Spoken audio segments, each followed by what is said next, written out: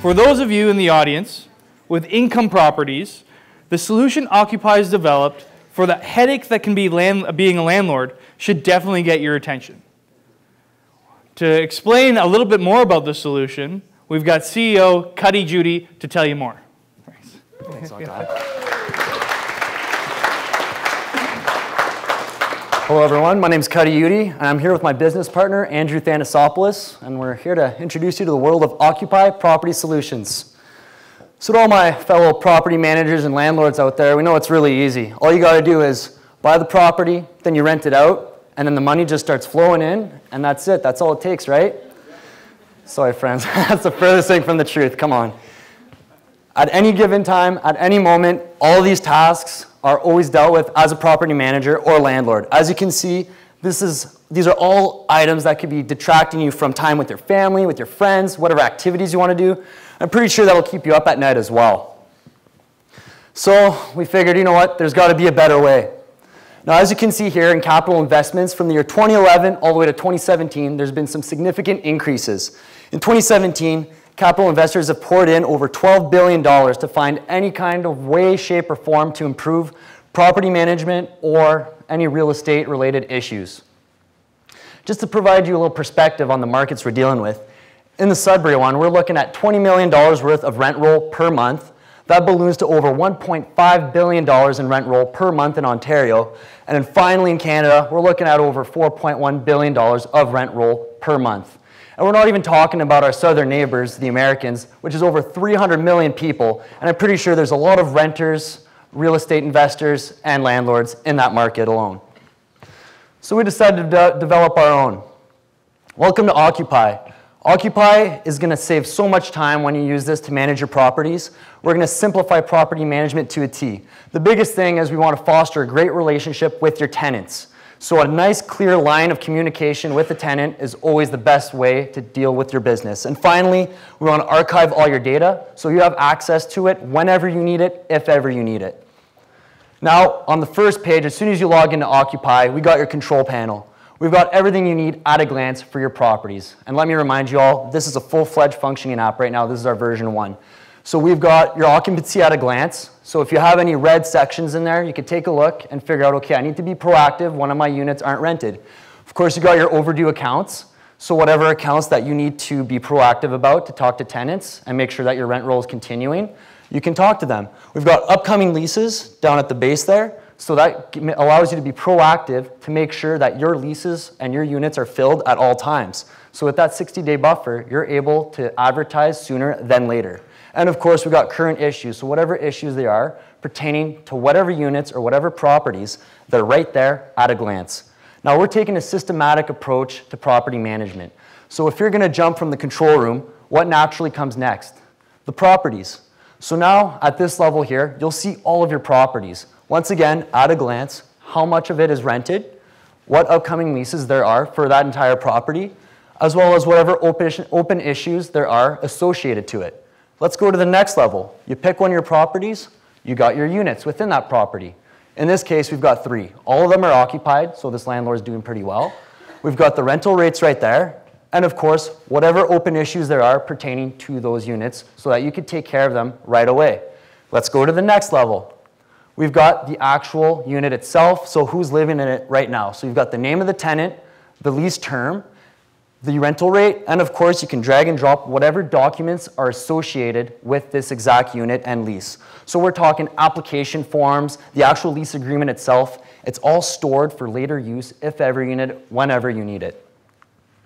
So who are we dealing with? We're talking about the little guy. We understand right now there's many other competitors in the market, but they're always working on the broader, larger real estate portfolios. So we're talking about feature-rich real estate apps that allow people to run larger scale real estate portfolios. So with that, there's a lot of features. They're very feature-rich, but they're very confusing. And there's many features that the typical landlord that's smaller scale, from 1 to 250, won't be using. What we want to do is water it down, allow people to get introduced to property management in an easy manner. And with that being said, let's just take a look at some of the competitors. They're really dated. Their technology looks almost something like out of a 90s internet website. They don't look that great. We want to be slick, clean, easy to use, a great flow. And of course, we want to be the non-stop, one-stop shop. Let's dive into that a little deeper. So right now, as mentioned, we have a full-fledged functioning app in our version 1. We want to focus on data management. All of our focus groups have all agreed that yes, data management is the most difficult thing to handle when you're a property manager or a landlord. What we've got out of the gates is issue logging, and you get to have your notices logged as well, so time-stamped and saved for future use, once again, if ever, whenever you need it. We're also allowing some light bookkeeping, so you're able to track your rent, as well as whatever costs associated to your units or properties. We also have all documentation storage, so whatever applications, leases, any issue logs that you need to take pictures of whatever issues there are for proof, it'll all be stored, time-stamped and logged. And we're also incorporating instant messaging with the tenants for the landlords so that if there's any issues that come up, they can have a clear line of communication, or once again, it's saved, time-stamped, and logged. With all that being said, everybody's held credible. We have a nice clear line of communication. And we want to dive into the future versions here. We've got accounting and billing. I mentioned light bookkeeping, but we want to take it to the next level. We want tenants to be able to pay their rent through the app to the landlord. And from there, we'll also have the accounting capability of right away tracking that rent. It's right there, easy to use. Now you're going to save a lot of money whenever you bring all that information to your accountant, because we all know how accountants are quite expensive. Advertising units. Now we'll acknowledge the elephant in the room. We know Facebook is killing it right now with advertising, and they're dwarfing Kijiji. But where do we have a leg up? We have all this information integrated under one roof, plus the advertising on top of it. And we also want to automate appointments. We want to automate the application. That's the biggest thing. The tenant will only have to fill out one application form for the entire use. That's it. So this is how we're going to make money. The first 5 units you own are going to be on us. So you're going to be able to build your portfolio, enjoy the app, put your data in, use it, abuse it, whatever you got to do, and understand that this is an easy to use app. Further to that, we also want to have the 2 months on us so that everybody gets a chance to use one whole rent cycle. Go through the rent, see how it is to input your own information for all your accounting. It'll all be there. Now with our future iterations, we're going to be charging $50 per unit per month for the accounting and transactional features. And then further to that, $1 per day per unit for the advertising portion. Yes, once again, we'll acknowledge Facebook is free, that's great, but they are nowhere near as far as information tracking on the property management aspect of things as where we're gonna be. Now this is our cost flow projection. Like any enterprise, we're gonna be starting off in the red. We'll acknowledge that right away. But as we add extra features, and yes, the cost will rise because of the extra features, I want you all to take note that that is because we're gonna be adding developers. We need developers dedicated to this app so that we can make sure that whatever industry, whatever market needs there are, we're there right away to rectify it, take care of it, and make sure that we create an app for landlords by landlords. So our go-to market strategy. Right away, we want to pound the pavement with trade shows. We want to get there with industry leaders, making sure that we take in all the information we can so that we can input it into this app, and once again, make sure we have an app for landlords by landlords. We also want to consult with larger real estate portfolios. The technology we've got right now is very much scalable. Sure, we are focusing on the small guy right now, but with that takeoff, we could easily scale this up to the next level for the bigger guys, even touch base with the commercial market.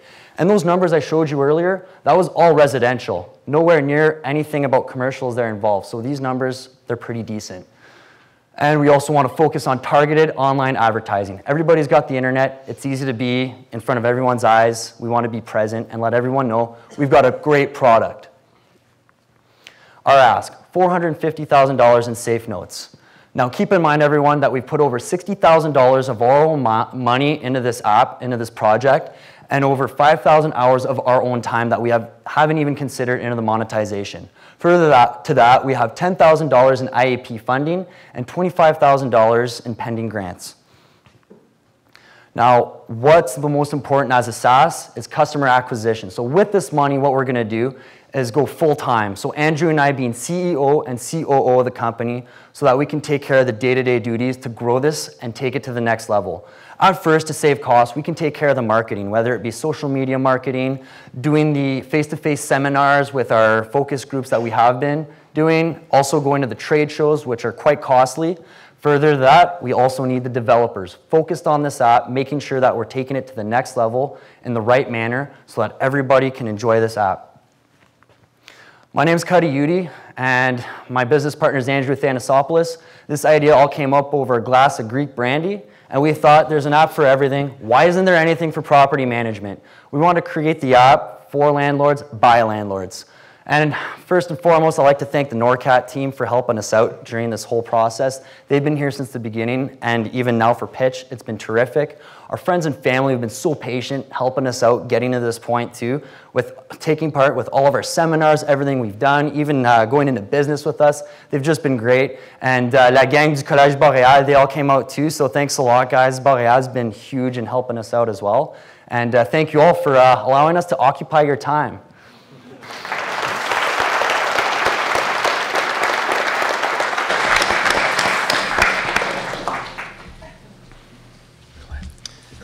So first of all, I thank you for the pitch. It was very good, very professional. You've clearly got the gumption to sell something, and Thanks. maybe this is what you're going to sell. I appreciate that. It's a big part of building a Thank business. you. So the first is a suggestion, a constructive suggestion. I was surprised when I discovered how difficult it was for the big REITs, the big real estate investment trusts who own thousands and thousands of apartments and hundreds of buildings, to get really good energy data across their buildings. It was disaggregated because the suppliers on like whether it's the Honeywells and so on were disaggregated. They didn't want to provide a single GUI, a single interface for those REITs. I wonder if it's the same for some of their information flow problems in terms of advertising. So I'm suggesting maybe go and talk to the REITs early, Okay. because that may be a market that you'd be surprised someone isn't filling, because they're very disaggregated in the buildings they own. So I Yes. don't know if the software would be disaggregated too, like it is for entities. That's a constructive suggestion. A question, when you talk about accounting and advertising, what are you talking about? So are you saying your system would replace the accounting of a company that has a bunch of rental units, like their QuickBooks, or are you supplemental to QuickBooks and reporting into QuickBooks? What's the relationship between your software as you envision it and existing accounting systems, which are quite complex, right? Definitely. So definitely envisioning it as replacement to QuickBooks. So we want to have full integration, but it'll be dedicated to the properties that the people are owning. And then further to that, we do have exportable data too, so whether you want to take it out as a CVS or PDF, whatever you need. So it is easier to, transfer it through different platforms. And of course, it'll clean things up big time, so whenever you do bring it to the accountant, less time for the accountant to sift through anything. So my suggestion would be to integrate with QuickBooks and don't be a replacement, because to replace QuickBooks is 500 employees working for 3 years to build what they've got. So make sure you leverage what they've got rather than replace it. I think there's probably room for a very quick and easy reporting mechanism. I think that may be missing in this market, but to replace QuickBooks, I think would be a development task that you may be biting off more than you need to chew. They're already here. Integrate with them. On the advertising thing, what are you doing on advertising? You're not building a site that competes with Facebook and Kijiji. Are you feeding into that established network, or are you trying to build enough traffic on a separate site that you find renters for people? That's exactly it. So what we want to do is have a dedicated platform to our website. So everything's going to be under OQPY, similar to as realtor.ca, where you see where all the houses are. Okay. That is what we want to have. And like you said, we're going to build that customer base because the tenants have their own interface to log into.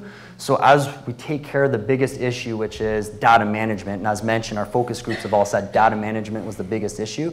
Once we streamline that and everybody's attracted to the app to use it because of that streamlined process, we're able to grow that database and all those users to finally incorporate these other features such as the advertising. But we also want to incorporate syndication as well. So just like you would on realtor.ca, you can go on an ad and you'll see property guys. So you click for more pictures of the house, you get on the property guys. Well, us, it would be occupy.ca. Come on in. I could see you organically growing the advertising piece through partnerships to eventually becoming a competitor in that space. Okay. I don't see you doing it on the accounting side, but on the advertising side, I think it's a very ambitious plan, but I think that one you can organically step into as you build value on the reporting and management side. So I think that's a good strategy. Awesome, thanks. Thanks for the presentation. I think my question revolves around your average customer, or maybe your immediate attainable customer. So in your presentation, I think you noted that this is catered towards landlords who may own 1 to 250 properties. So I think that's a fairly broad range. I know there are some people out here who may have a bit of excess income, so they may buy a property, 1 or 2 condos in Toronto and just rent that out. But there are also some people who are buying like 5 to 10 or if not more. So do you mind kind of giving more color on who your immediate target customer, what they look like and what they're using today? Are they using Excel, or are they using one of the softwares that you mentioned previously? So the typical customer will be using all kinds of different interfaces to manage all the information. So we're talking Excel maybe for the accounting aspect, maybe Microsoft Word just for logging whatever meetings they have, things like that. Some people even do napkin sketches, very old school. Some people just keep things in their mind. You got texts, phone calls, emails, all of these different channels of communication. What we're trying to do is just take all of that, put it in one easy to use channel. So that's probably the typical way that people manage properties. So that's why we get that data management is the most difficult thing. But I guess for your average customer, how many properties do you expect them to be managing? That could be very broad. So with our market research, the thing is with that, there's no clear, concise data. So we were working with the Sudbury Regional Business Center, and they're affiliated with IBIS World, and they got statistics. So to really understand how many properties a single person owns, how many properties a property management company runs, it's really hard to find. So we're just basing everything on the average numbers that we could get of, you know, the number of rentals, the average rental rate in any given province or the entire country. I guess the only reason why I asked that question is because when I look at the business model, it looks like you're pricing it at $2 per door per month. Yes. So if it just seems like, given the pricing model, you'd have to go after essentially enterprise type customers, right, to generate significant revenues. I think if you were to go after your typical retail investor who may have 1 or 2 or maybe 5 properties, if they're doing very well, it still wouldn't be very much revenue on an annual basis. It'd be pretty decent because, well, let's say we want to get people started at, 5 units right now for free. And then when we grow with them, right, once they instill trust with our app and when they start to grow with their portfolio, as we get to the next level, they get over to that 6th, then we start to monetize. So a lot of in our focus group, people do own from ranging 1 all the way to the 250 as mentioned. So it was a very broad group where we got this data from. So I guess you could say the average would be maybe 6 to 12 properties, the people that were in our focus group. So there was a few that was maybe, less at 2 to 4, and then there was maybe a couple that were up by the 250 range. So our sessions were mostly focused on that whole range, and that's exactly who we're trying to cater to, and that's who we want the information from, right? Thank you. Thank you. So, well done. I'm interested to know more. I mean, you mentioned about there's a lot of investment in property management software. Yeah. If you Google property managed software, I mean, you can see the first articles that the market is very fragmented, as you mentioned. There's a lot of competition. There's a lot of different solutions. You did mention that maybe the interface is not that great. They're outdated, etc. So 2 questions. How do you compare yourself truly to those that are competing directly and indirectly with you?